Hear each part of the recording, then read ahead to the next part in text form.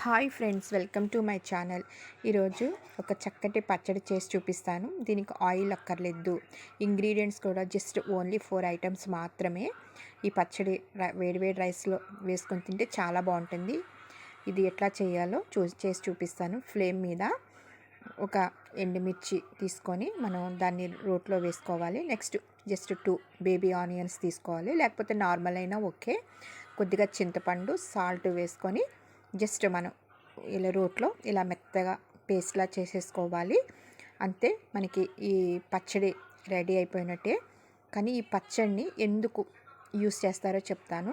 మనకి viral fevers కానీ typhoid కానీ వస్తే ఆకలి సరిగ్గా ఉండదు. సో ఇది ఫస్ట్ ముద్దగా ఈ పచ్చడి వేసి పెడితే మనకి ఆకలి బాగా పుడుతుంది. డైజెషన్ కూడా చాలా బాగుంటుంది. ఇవన్నీ పచ్చివే, ఎస్పెషల్లీ ఆయిల్లో కుక్ చేయలేదు. హెల్త్కి చాలా మంచిది. బట్ వేడి వేడి అన్నంలో మాత్రం వేసి ఎవరైతే ఎనిమిగ్గా ఉన్నారో, జ్వరం వచ్చి ఉన్నారో వాళ్ళు పెడతారు. ఇలా తినటం వల్ల నోటికి చేదు ఉంటుంది కదా, అది ఉండకుండా నోటికి చాలా టేస్టీగా, మంటగా, పుల్లగా ఉంటుంది. హెల్త్కి అయితే చాలా మంచిది.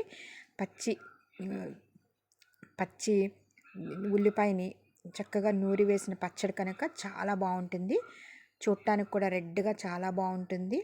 ఇది మాత్రం ఎవరికైనా హెల్త్ బాగోకపోతే వేసి పెడితే వారికి మంచి ఆకలి పుడుతుంది. డైజెషన్ బాగుంటుంది ఎస్పెషల్లీ. Thank you.